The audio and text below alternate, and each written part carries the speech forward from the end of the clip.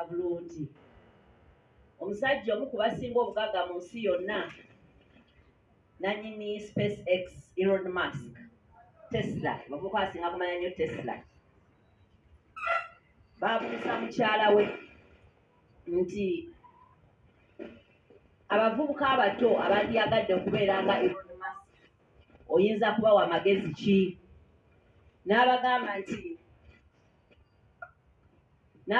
nti Elon Musk akimanyi abantu bangi baagala okubeera nga ye, naye alina ekibuuzo kimu kyokka: beeteefuteefu okukola ebyo by'akola, beeteefuteefu okuwangaala obulamu bwabwe nga ye bw'awangaala, beeteefuteefu okwebaka essaawa entono okulowooza ku bantu abasinga obungi okusinga we beerowoozaako.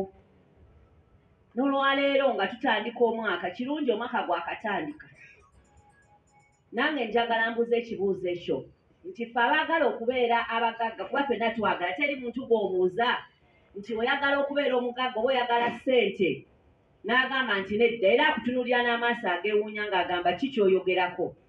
Ani atayagala kubeera mugagga? Ani atayagala kubeera bulungi? Naye ekintu kyonna ky'oli oba ky'oyagala okubeera ebeera effecti. Walina ekirina okusooka okubeerawo kye tuyita cause, effect eyo gy'oyagala ekole ki? Ebeerewo.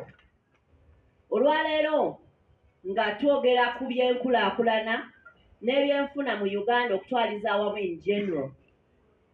Si Uganda yokka, ensi yonna abantu 95% ku buli 100 bali mu bwavu obutagambika nti bali ku musa. They are on the page or on the verge okugenda mu betuyita nti beetaaga kuyambirwako. Tebali sure nti senga ndidde ekyemisana enkya ekyemisana kinaavaawa. Tebali sure nti senga omwezi guno sikoze omwezi ogujja nsobola okubeerawo. So bwe tulaba opportunities nga eya digital adverts, nze sigitunuulira nga just business mwensobola okujja ssente, wabula ndaba business era bwe mba njogerako nga project eyina short term, mid term ne long term potential okukyusa ebyenfuna by'Abannayuganda ne Africa yonna okutwaliza ewamu.